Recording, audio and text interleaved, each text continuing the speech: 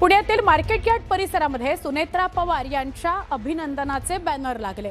पुण्यातल्या market yard परिसरातून निकालापूर्वीच सुनेत्रा पवार यांना शुभेच्छा देण्यात आला आणि त्यांना भावी मुख्यमंत्री असं उल्लेखलं गेलेलं आहे। बॅनरवर सुनेत्रा पवारांचा भावी मुख्यमंत्री असा उल्लेख केला आहे आणि मग त्यांना शुभेच्छा देण्यात आलेल्या आहेत। या फलकांवर महाराष्ट्र राज्याच्या पहिल्या महिला भावी मुख्यमंत्री असा उल्लेख आहे। तसंच बारामती निवडणुकीत प्रचंड बहुमताने विजयी होण्याच्या शुभेच्छाही यावेळी देण्यात आलेल्या आहेत, जेव्हा की अजून निकाल लागायचा आहे। त्यामुळे यावेळी कार्यकर्त्यांनी रात्री फटाके फोडले, जल्लोष केला। पुणे मार्केट यार्ड परिसरामध्ये हे फलक लागलेले बघायला मिळाले।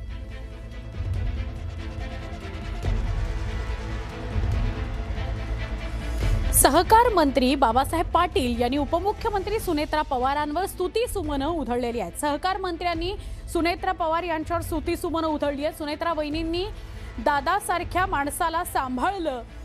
सुनेत्रा वहिनी साध्या नाहीत, बाबासाहेब पाटील असं म्हटलेलं आहे। त्यांनी सकारात्मक पद्धतीनेच हे म्हटलंय। दादांप्रमाणे वहिनी कार्यकर्त्यांची देखभाल करतात, त्यांना समजून घेतात। या अर्थानं ते वाक्य आहे की सुनेत्रा वहिनींनी दादासारख्या माणसाला सांभाळलं।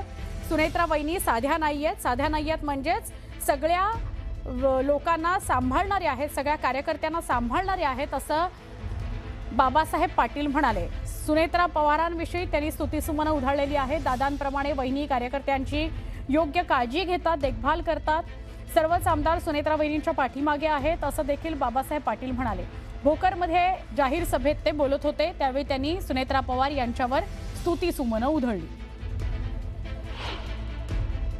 राज्याचं नेतृत्व दादासारखं करत होते। दादासारख्या माणसाला वहिनींनी सांभाळलं म्हणजे वहिनी काही साध्या नाही, म्हणून पक्षाच्या कार्यकर्त्यांनी घाबरायचं कारण नाही।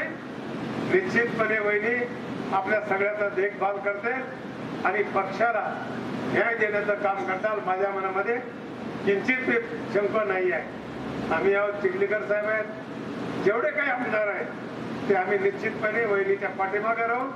राष्ट्रवादी काँग्रेस पक्षाची निश्चितपणे तोडजोड केल्याशिवाय आम्ही स्वस्थ बसणार नाही।